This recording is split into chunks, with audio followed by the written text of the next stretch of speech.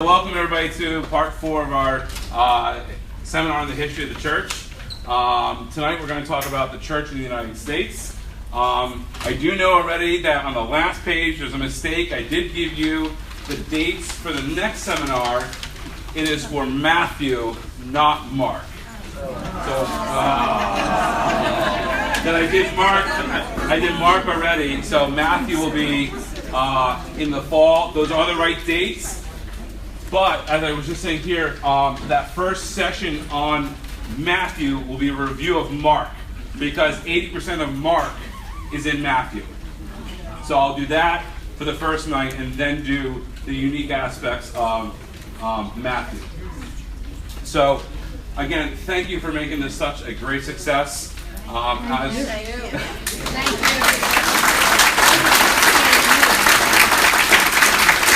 A lot of people said, don't do it during the summer, don't do it during the summer. Thank you for proving them all wrong. So I really want to continue this into the future. Like I said, in the fall, it'll be Matthew, and in the spring, I'll probably do Luke. And then next summer, I'm thinking of doing a seminar of modern saints, meaning modern by church standards, the last 200 years. So that's kind of my plan moving forward. So why don't we begin with a prayer? In the name of the Father, the Son, and the Holy Spirit. Amen. Good gracious God, we thank you for bringing us together tonight. As we bring to conclusion the seminar on your church, its history, and we talk about your presence through the church here in the United States, where we have been, where we are, and where we may be going.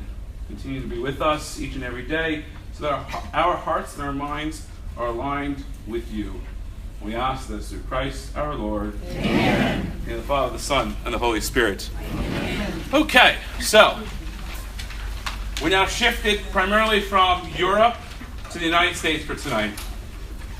And this is a quote on the top here that when I took my history class at Seton Hall, the professor said, church history is the companion of ecclesiology. Ecclesiology is the study of the church. The study of the church. And so, how well we are holding up the ideals of what the church should be. That is church history. Because although it is a divine institution, it is run by human beings. So here's the ideal, here's the reality. That's church history. And so I thought that was a very good quote to kind of to come off of. Just to give you a visual background, this is a map of approximately 1750, okay? So you have the English colonies along the coast, all of New France, and then what would become Florida and Texas is Spain, okay? So of course in 1492, America was discovered by Christopher Columbus. The Native Americans were like, we knew it was here all the time. But once they started to explore, now, of course, what were they looking for originally? A way to India, right? They were looking for a route to India, and there was a continent in the way. Well, when they found this out, explorers started to go from each country. And some of the countries had, or empires, I should say, had different motivations behind them, as we're going to see. Primarily, for the English, of course, they are Protestant. For the French and the Spanish, Catholic. That's going to be an issue for us moving forward. So, French missionaries, the crown and cross. We talked about that last time, how the crown and cross were merged together. They were virtually one and the same. The crown provided money and protection. The altar provided legitimacy. And so, here, when the French came over, only Catholics were allowed to migrate to the colonies. The Huguenots were not permitted. Huguenots were French Protestants. They were not permitted to come over to New France. French Catholics sent their cream of the crop, the Jesuits. They sent over their best priests to bring Christ and the church to this new land. We're going to see that is different for the Spanish. After the French and Indian War in 1754, I believe it is, Canada, as we know it today, was lost by the French to the British. Okay? But in 1774, after France ceded Canada to England, the Quebec Act was enacted, and it gave religious toleration to Catholics, the only English colony to have such a law. Now, here in the United States, when we think of the English Catholic colony, what do we think of? Maryland, right? This law never existed there. They were not actually a Catholic colony, as we're going to see. But there's this image in popular history that Maryland was the Catholic colony. The most tolerant colony? What was the most tolerant colony in the Pennsylvania? Why? The Quakers. Right. They wanted toleration for themselves, so they offered it to everybody else. And it was a kind of quid pro quo that way. The Spanish were primarily in Florida, Mexico, and the Southwest. With the Spanish, they were spreading Christ and grabbing gold. Okay? So, seeking fortune and evangelization. Seeking gold is what they were after. They were after fortune. So, the monarch acted as the vicar general in the colonies for the Pope. He chose the bishops for the area because he funded all the exploration. And he funded for all the priests to come over and spread the gospel. And so if I'm going to fund it, I'm going to pick them. They're mine. At the end of Trent, so 1544, there were 20 bishops in New Spain already. 20 bishops. So less than 60 years after Columbus. The Spanish priests, however, were not always the top grade priests. And not only in education, but in humanity, to be quite honest. The Spanish priests were known for forced conversions. Wow. Were really, really harsh to the Native Americans and the Native Mexicans. That really is where the bad image of the missionary priest comes from. It's from the Spanish. The French were typically much better. They were higher educated and had a more virtuous reason for being there. The Spanish priests, because they were with the Spanish monarch, were really the enforcers there. So, and the Spanish would use the guise of evangelization for their cruelty. So it really was not the best at that period for the Spanish missionaries. The English colonies, okay?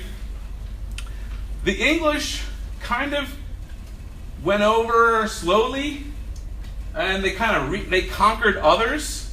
So, New York, what was it originally? Dutch, right? New Amsterdam. Yeah. Okay? They just came in and said, we like this one. We took it. And they took it. The Swedes were in South Jersey, along the Delaware. They pushed them out because that blocked Philadelphia. So they were very haphazard, actually, in the way they colonized. And their primary reason for it was commercialization, trade. It really wasn't evangelization or seeking treasure. They saw raw product that could be then manufactured in England and then sold abroad. The triangle it actually was from the Caribbean, which actually was always more important to the British than our colonies. The Caribbean colonies were far more important because of the sugar cane and molasses and so forth that went back up to England and was processed and then sold to the British colonies. That was the triangle. We were the sellers, and we were the buyers. We were just the buyers and provider of raw material, especially lumber. Lumber was the big thing for the colonies. So, this I always thought was funny. Even the Anglican Church did not organize itself in the colonies to the extent by 1789 when the Constitution was enacted and there were no Anglican bishops there. 1789. 1540, there was already 20 Spanish bishops in New Spain. So 200 years later, there's no Anglicans in the Anglican colonies. Catholics who refused to convert to Anglicanism and others who deemed the Anglican Church as too Catholic, as the Puritans and Quakers saw, both saw the colonies as an opportunity for their faiths to flourish. Has anyone ever seen the movie Cromwell? Yes.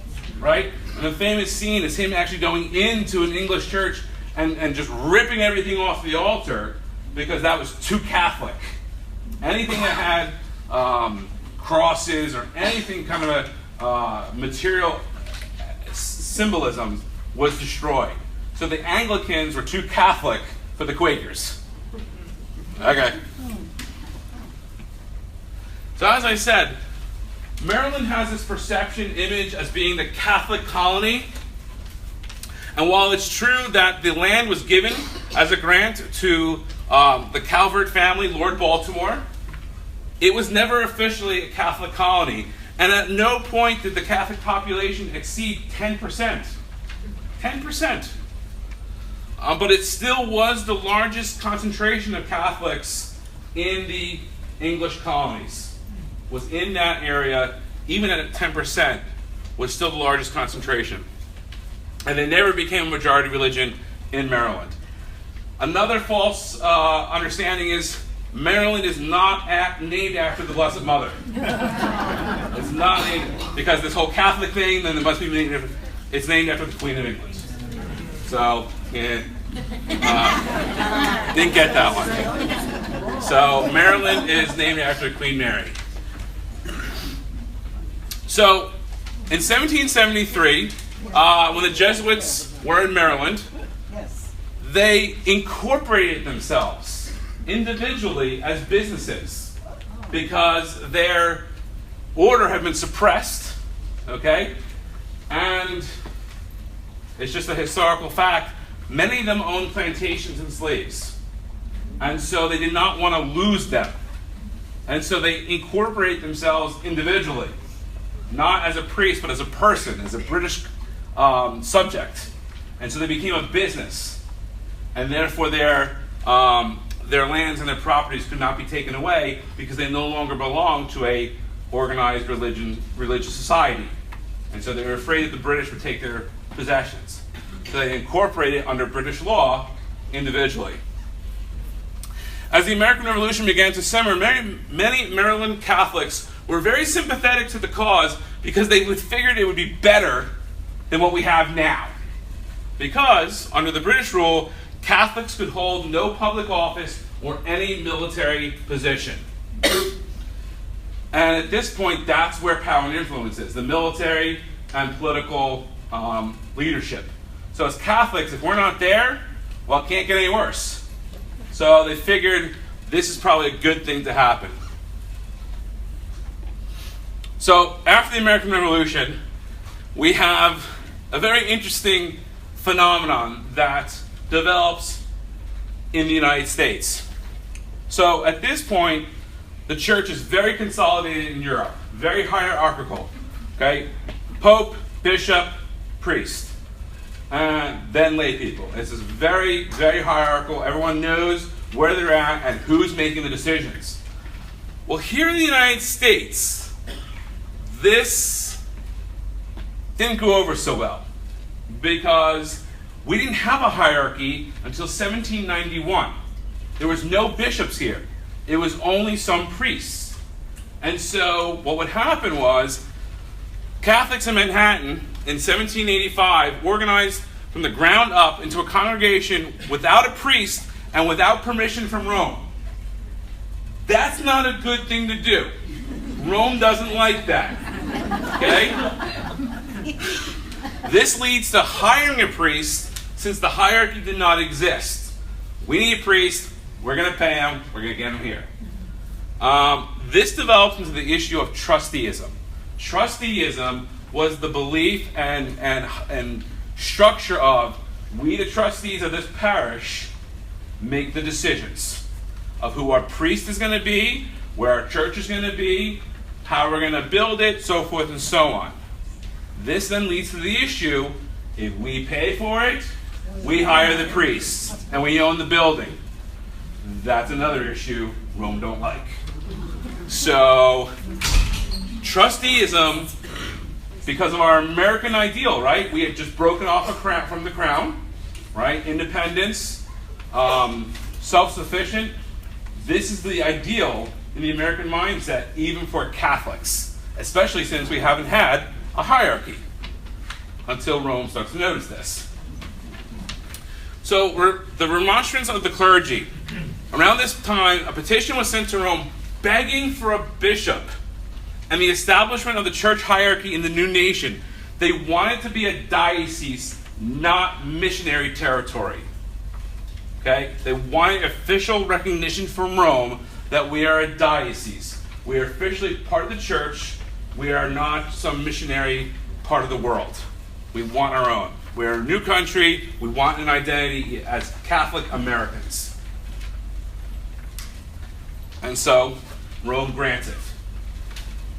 In 1789, John Carroll, whose brother was a signer of the Declaration of Independence and the Constitution, I believe, but definitely the Declaration of Independence, was elected bishop. The first and only bishop in American history elected. 24 priests came together. 22 voted for him. He voted against himself, and another guy voted against him. He did not think it was right for him to vote for himself.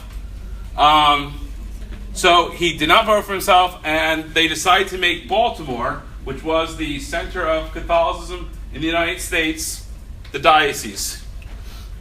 Well, since there was no bishops here, and you need bishops to consecrate bishops, he had to go back to England and be consecrated a bishop.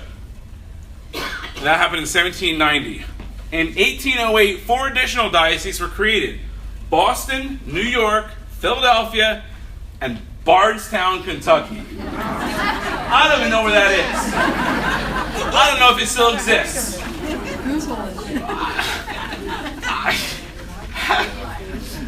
Someday I'm going to look into that more, because I just... Okay, Philly, New York, Boston, Bardstown, Kentucky? I don't know what's going on there. And all the bishops were foreigners. Primarily Irish and German. Irish and German. So, one of my favorite little things to talk about. The Basilica of the National Shrine of the Assumption of the Blessed Virgin Mary. Say that fast 3 times. 1820. Okay, so we're now about 50 years almost past the American Revolution. All right? And things are going pretty well for Catholics. Okay, pretty well. And so in 1821, we consecrate the first basilica built from the ground up in the United States. This still exists in Baltimore today. And it took the Greco facade, and it's a beautiful, beautiful architecture inside, very light, airy. The trend at the time was a lot of white, pink, and blue, Marian colors. Has anyone been to the Basilica? Right? One of its unique aspects are the windows. Originally, when it was built, there were no stained glass windows, purposely. Bishop Carroll, one of the many things that we as Catholics have been accused of was being cannibals, okay? Because we ate the body and blood of Christ at the sacrifice of the Mass. So one of the things that Protestants would say about us is that we're cannibals. And so, in order to allow people to watch the Mass and invite people to watch the Mass, he ordered that no stained glass windows be put in. They're all clear glass, and they go all the way almost to the ground, in order to allow Protestants to watch the Mass. Okay? This is the 1820s. Unfortunately, this is the beginning of what becomes known as the Know-Nothing era. Okay? The Know-Nothings or hostile Protestants that really come into vogue, if you will, 20 years later. But the windows here, and that we're going to make a comparison to another church. These windows, clear glass, almost all the way down to the ground, reflecting with the way Catholics saw America and wanted to interact with them. So keep that in your mind. So then we have growing pains. Trusteeism, as I said. The lack of priests leads people to build from the ground up. American spirit of independence from authority, particularly post-revolution. Belief that American democracy was the way of decision-making. How do you think Rome liked that? Niente. And should be applied to the church. No go. So the right of patronage, as I mentioned before, carried over from Europe, said that whoever pays for and builds the church gets to pick the priest. This is fascinating, okay? Because this went to the United States Supreme Court. What? This went to the United States Supreme Court. Some parishes fought Carroll to keep their priests from being transferred. A lawsuit goes to the American courts, all the way up to the American Supreme Court, and Carroll wins. Carroll wins. Bishops own the property, priests work for the bishops. That is still law. So this is the only country, I believe, that has federal law to back ecclesiastical law. That's unbelievable. This is the Supreme Court of the United States said, no, priests, people do not own the church property, the bishops do. So to this very day, there's case law in this country to back up ecclesiastical law. Wow. Supreme Court, I want to say this is probably the 18 teens, because he dies in 21 or 22. So this is probably the last couple years of his life. But yeah, this was a Supreme Court case. The Catholic Church fighting against itself within our court system. So again, just like before, we have external issues and internal issues. So the immigrant church, okay? So the first Catholics came over pre-American Revolution and kind of trickled over. Primarily they went to France, because New France, or what was Canada, because it was already a Catholic area. And most Catholics had no reason to come here. They couldn't afford it, and they weren't welcome. So why would they? Until you can't feed yourself. In the 1840s, the potato famine hits Ireland. Okay? This is the first major wave of immigration. Now, in normal circumstances, that would be fine for most people. They had two strikes. They are Irish and they were Catholic. Going into a predominantly Protestant English country. Strike one, strike two. Okay? And they came in large numbers, fast. So, this was the first wave of nativism, the know-nothings. Because you wanted to stop the Irish, who were all Catholic, and if anyone ever asked you something about it, you said, I know nothing. And that's how they got their names. They never spoke about it. I'm just going to make this comparison. It's an early version of the Klan, basically, right? But they were nativists who were saying, no Irish, no Catholic. But also at this time, in the early to mid-1800s, the Germans came. The Southern Germans, the Bavarian Germans. And they were Catholic as well. But Germany and England have always had a good history together. Don't forget, most of the monarchs in England are German. So, and they were educated, and even though they were Catholics, some of them were Catholics. It was primarily the Northern Germans and some of the Southern Germans. So they had some shared Protestantism and a shared bloodline, if you will. There wasn't a hostility. So they were kind of welcome. And what did they also do? They went west. The Irish stayed in the cities. So that agitated the powers that be too. The Germans went to Wisconsin, Minnesota, out into the Great Lakes area. So they came through New York, boom, we're on the train out west. So they were immigrants that were here for a short time and left. And that's why there's so many Germans today out in the Midwest. And the Irish are centered on the coast because they didn't leave the cities. So that agitated the powers that be in Boston, New York, and so forth. And so then you have, of course, the interruption, if you will, of the American Civil War. Immigration stops, right? So from the 1860s to the early 1870s, no immigration. No immigration. The 1880s, the next wave comes, Eastern and Southern Europeans, okay? Slavs and Southern Catholics. Again, the ancestral English Protestants don't like this. Don't like it, because the Slavs were always seen as a second-class, third-class society. We're Eastern Orthodox, and then Southern Italians. You know?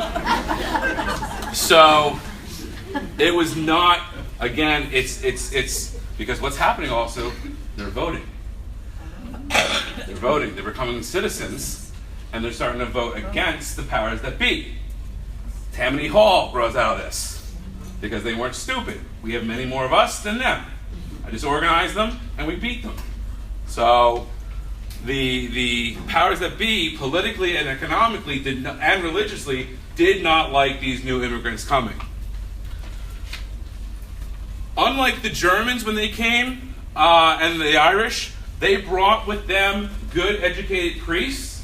The Italians did not. We're relaxing. We're doing siesta, you know? When's the ship leaving? Oh, I missed it. So for the most part, Italian parishes had order priests who were not Italian. So I can only imagine what that cost. So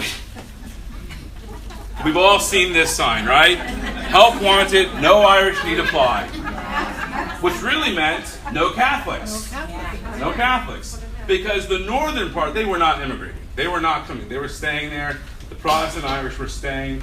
It was the Southern Irish that were coming over. So when you say help wanted, no Irish need apply, you were saying no Catholics. No Catholics. It was openly hostile. Now let me also tell you this. We weren't saints, okay? Because we're going to see in a sec, we ghettoized, okay? We held ranks, and we pulled together, and it became us versus them, okay? It wasn't like Americans, it's Protestants versus Catholics, all right? And the hostility from our side as well was quite bad. I mean, I've read some of the articles and books from that period. The number of adjectives that would usually go before the word Protestant was pretty hostile. So we were not saints in this. So, does anybody know what this is?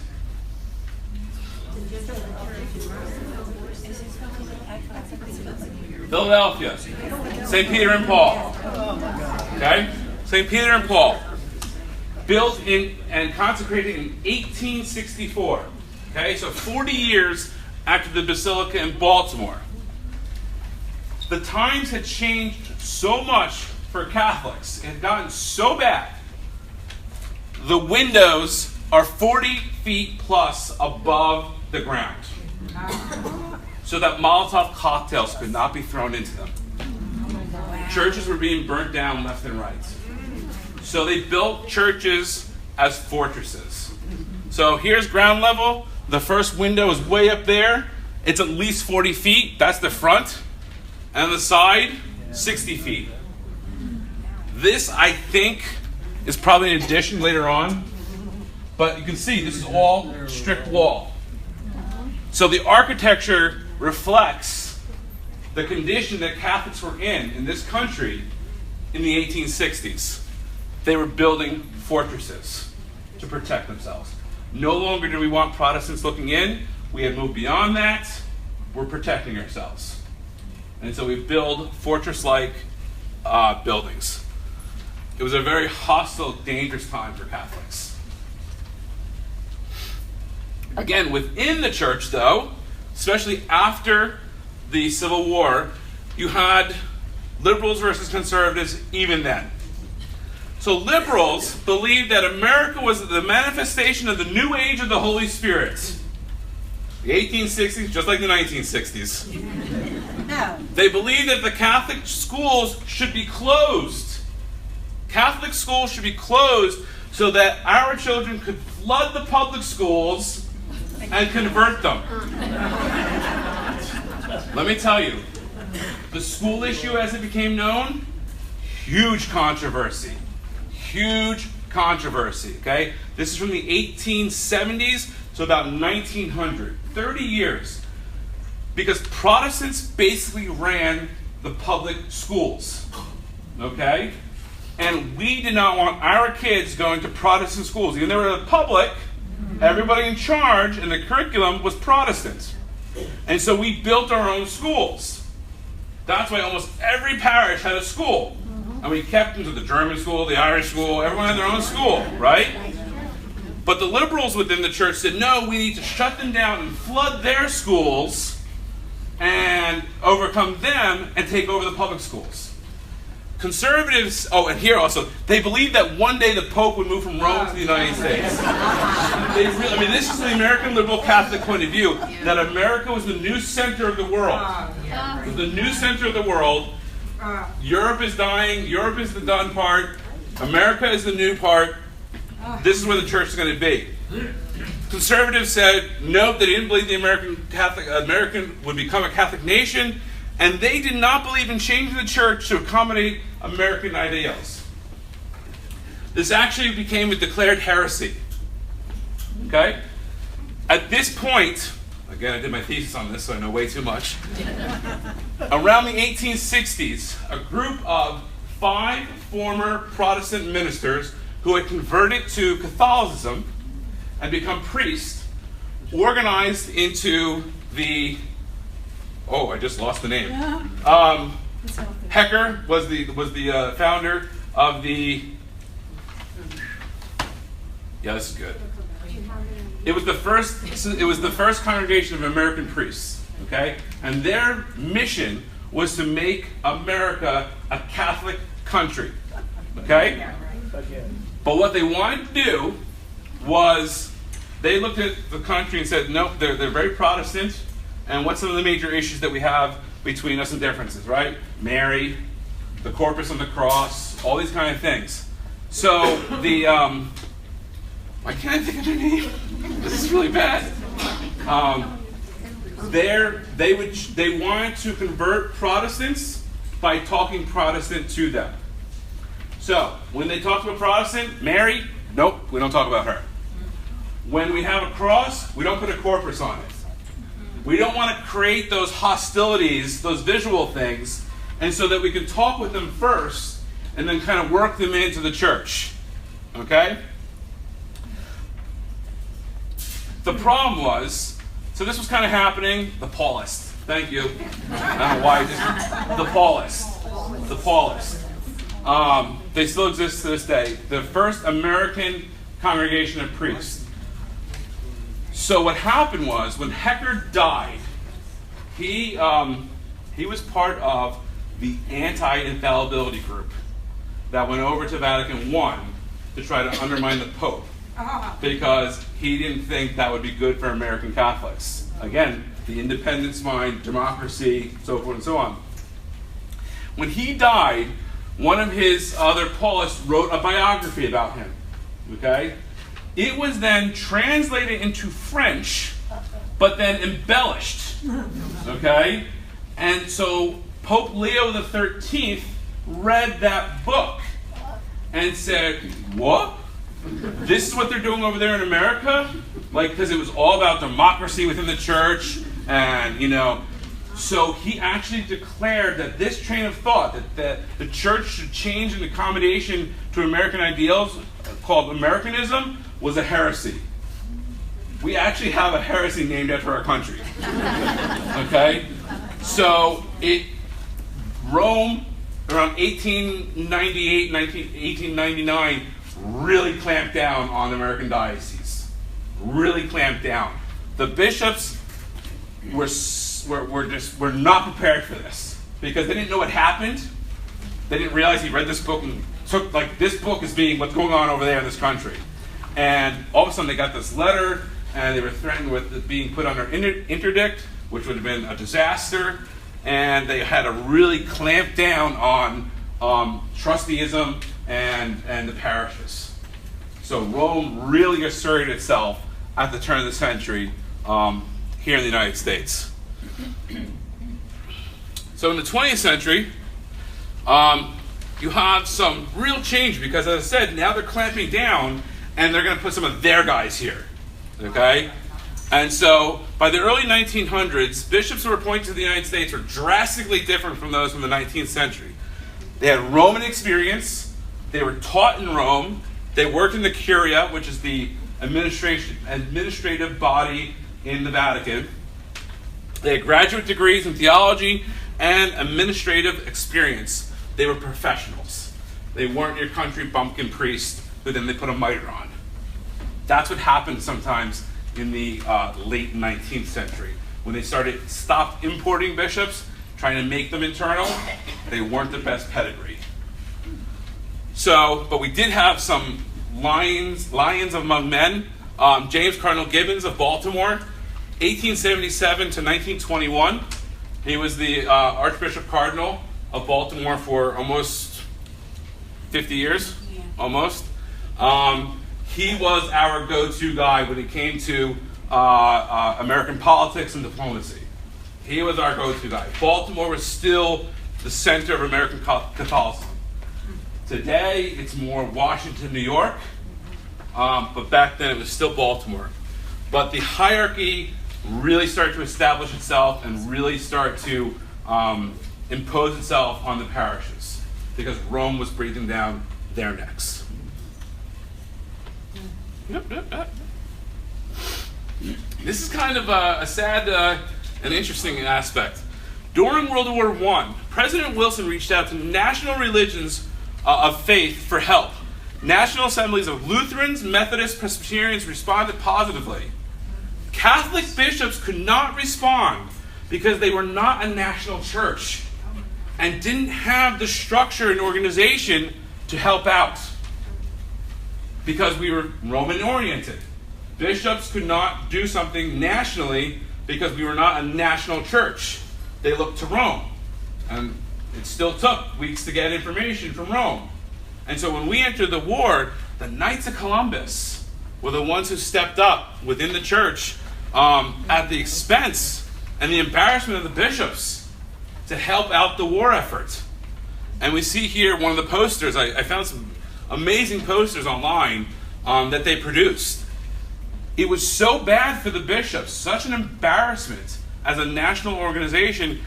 There was a couple national boards, war relief boards, that led to what is today the USCCB, the United States Conference of Catholic Bishops.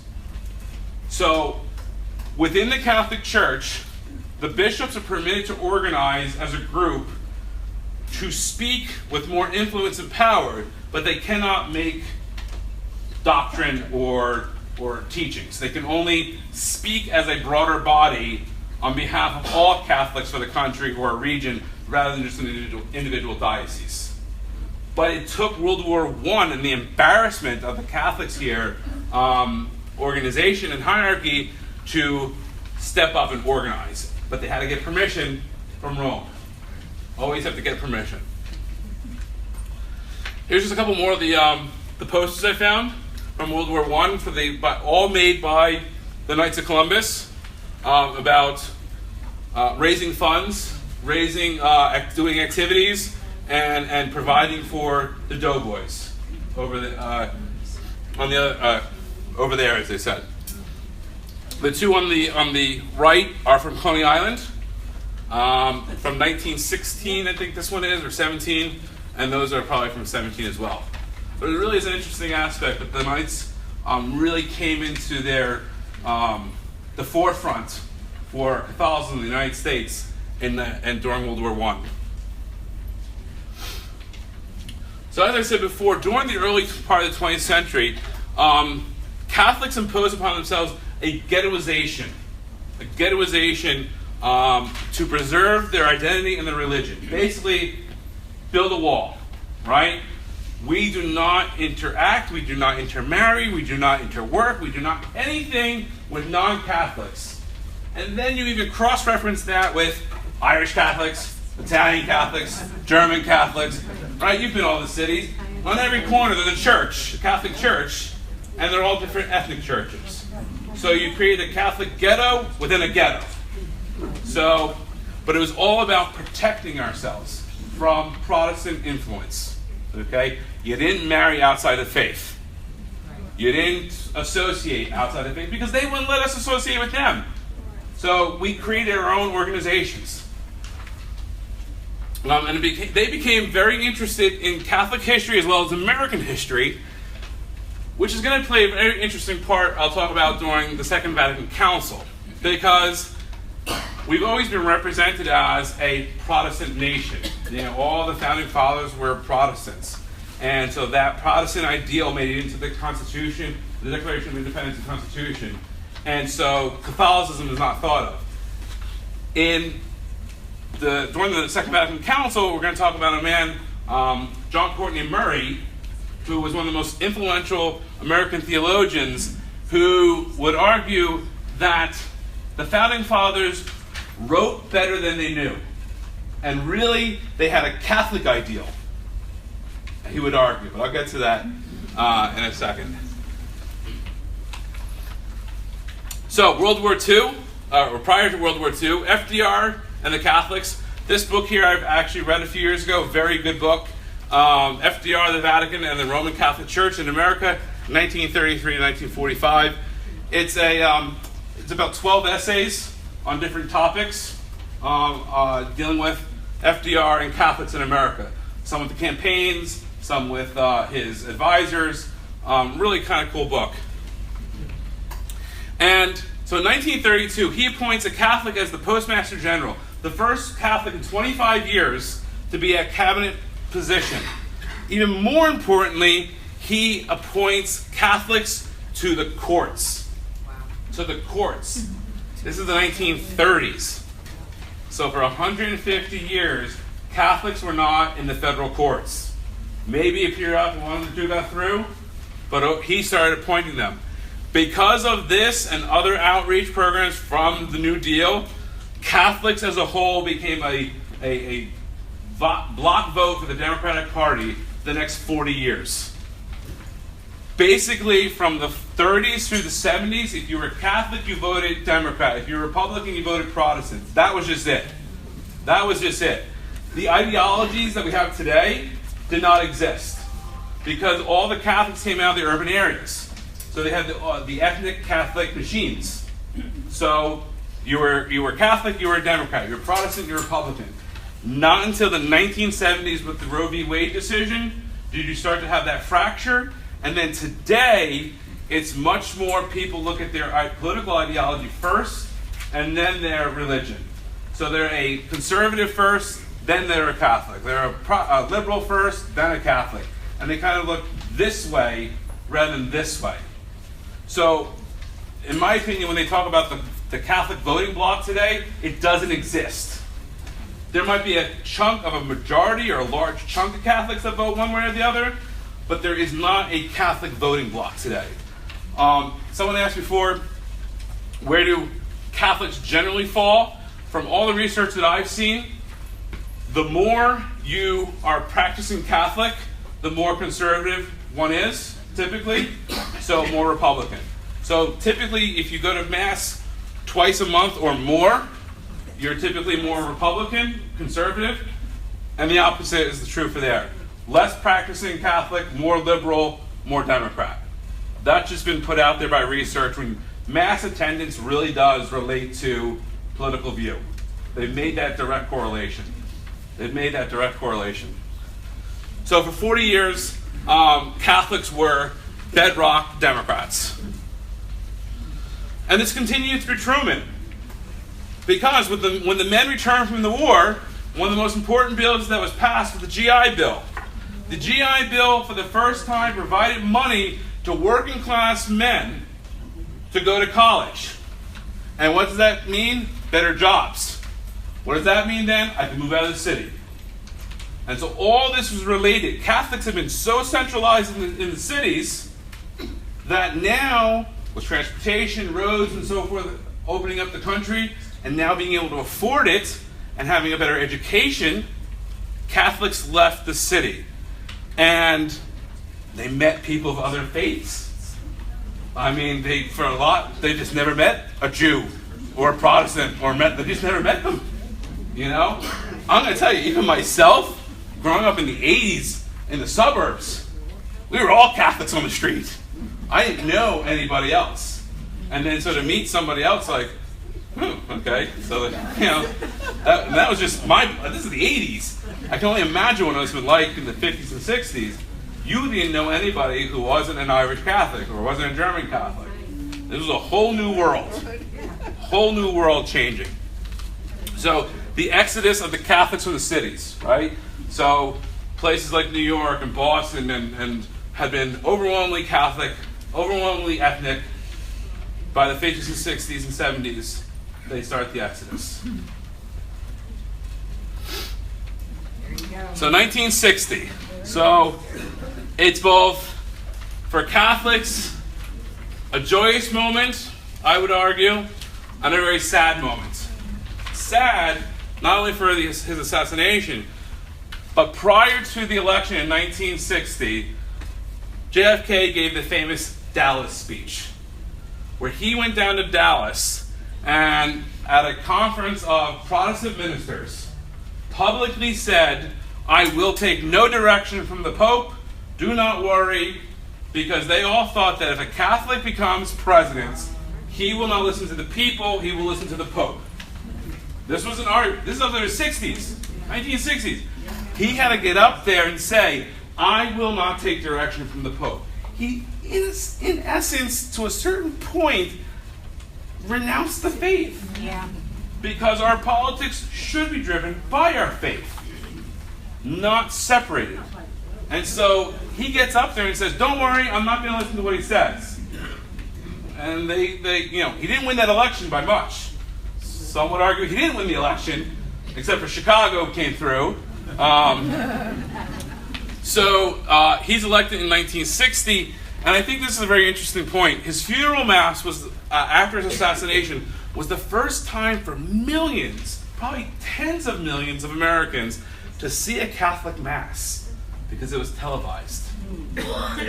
So all these people had never been to a Catholic mass, and it took the assassination of the first Catholic president for this to be broadcast.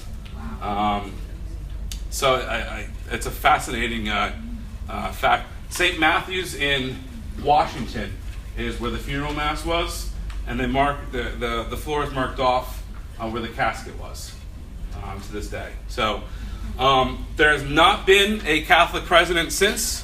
There have been, Catholic vice presidents and vice presidential nominees, but not a Catholic president since. Interestingly, 9 of the Supreme Court justices are 6 of the 9 are Catholic. The 3 others, Jews. There's not one Protestant on the Supreme Court today. How crazy is that? Right? 6 Catholics, 3 Jews. It was always Protestant dominated, and I think the Jews got on before we did. And then then Catholics started getting on, and now it's there's no Protestants. No Protestants whatsoever. That's a different chain of events there. So, Second Vatican Council, right? 1963 to 1965. Post-World War II, American bishops were so more concerned with building new parishes and schools, moving out of the cities into the suburbs, that theological studies were left to the wayside.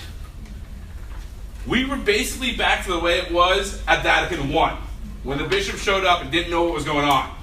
So our bishops showed up, they couldn't talk to other bishops. They didn't know what was going on. They were all American bishops now, at this point, for the most part. They didn't know Latin, they didn't know French. Those are the 2 languages spoken by the church. They didn't know what was going on. Okay? Most bishops could not understand Latin or Italian, which created communication issues. Many of the books theologians and philosophers discussed during the debates were unknown to American bishops.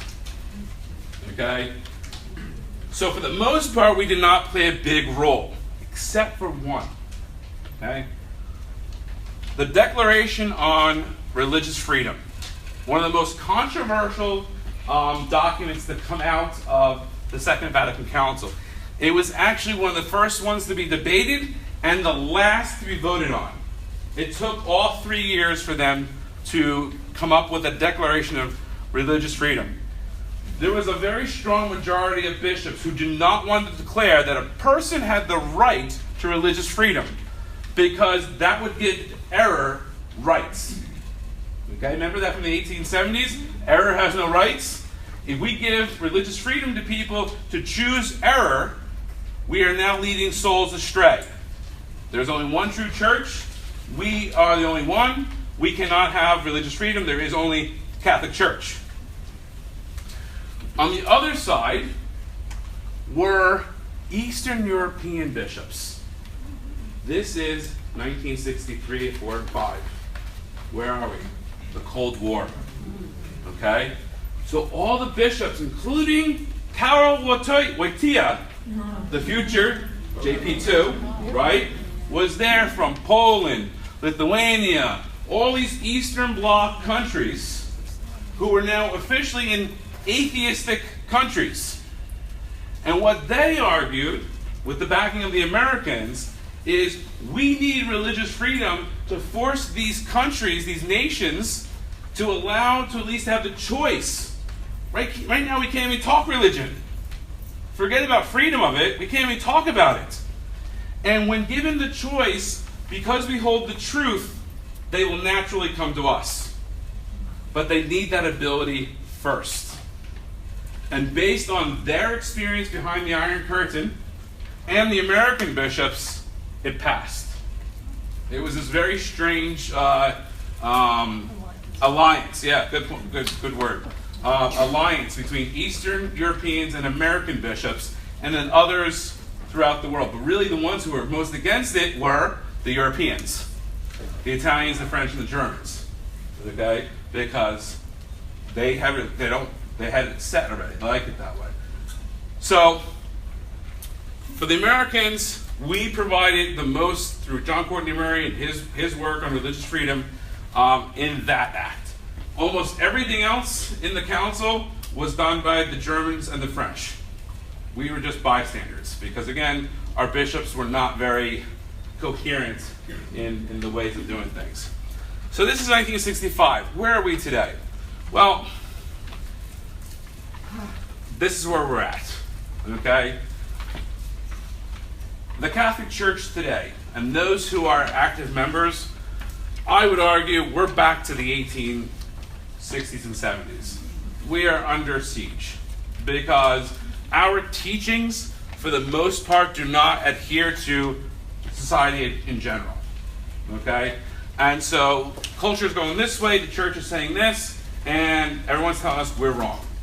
And so we're the ones that are called bigots, we're the ones who are called sexists, and no one seems to care. Because again, the reality is, of course, what happened 15 years ago? The scandals. So when that hit, we lost all credibility, and now we're just a great punching bag. And as this book is called, Anti-Catholicism in America, The Last Acceptable Prejudice. Very interesting book I read. He is a Jesuit priest from Catholic University and makes a very, very good argument. When you look at what's happened in the media, in politics, you can beat up on Catholics and the Catholic Church and get away with it pretty easily. Pretty easily. Sad part is, most of those who are most aggressive against the church today are Catholic elected officials. Wow. When you look at the people who are most against the church as an organization and as church doctrine, they're all Catholics. Sadly, they're almost all Catholics or former Catholics. But really, anytime the church tried to stand up, we get beat down with the separation of church and state, which is total blanky blank. And because we fractured over the last 40 years, right, when we used to be a real voting bloc, we fractured, and now you have liberals and conservatives and moderates and this and that. There's no one to speak for us because we think of ourselves politically first, then Catholics. So until we reverse that and start thinking of ourselves as Catholic first, then even American, until we're Catholics first, we're going to still be in this situation here. It's going to get worse, I think. I will tell you this. In my canon law class, right? Really important church class within the church for canon law, but it extends to national law as well, because right now in this country in particular, the seal of confession is sacred and is covered by law. Okay, we are still though agents of the state. We in this country, as priests and deacons, when we marry somebody, they are civilly married as well. No other country really does that. In France, you have to get married twice. In all the European countries, you get a civil marriage and then a sacramental. We still act as agents of the state. And I'm waiting for that court case. I think within my life, we will no longer be in the civil marriage business. Because the way the civil law has changed already, we cannot marry people. The last day of our class in canon law, we were talking about these different things. Our professor got up and said, "Gentlemen, be prepared to go to jail. Some of you will go to jail in your lifetime." That is where our country is going. The seal has already been under attack in Louisiana. 2 years ago, they passed a law that said a priest must break the seal when he hears certain things, especially dealing with minors. The courts overruled it, but it's already started. And Louisiana historically was a Catholic country, a Catholic state, because the French were there. So the different states are now moving against the church as well. And so we were told, be prepared to go to jail as priests, because they are going to start aggressively going after this. And because we can't defend ourselves, I mean, a priest can't say anything about confession, and because there's no Catholic voting bloc, and we're so fractured, it's easy pickings. Very easy pickings. So, I'll bake you a cake with a file. you know, what's that? I'll bake you a cake. Thank you very much. She's going to bake me a cake with a file. So, I'll eat the cake first, that I promise you. I'll have to get more bars open. But seriously, I think, it's going to be a rough future.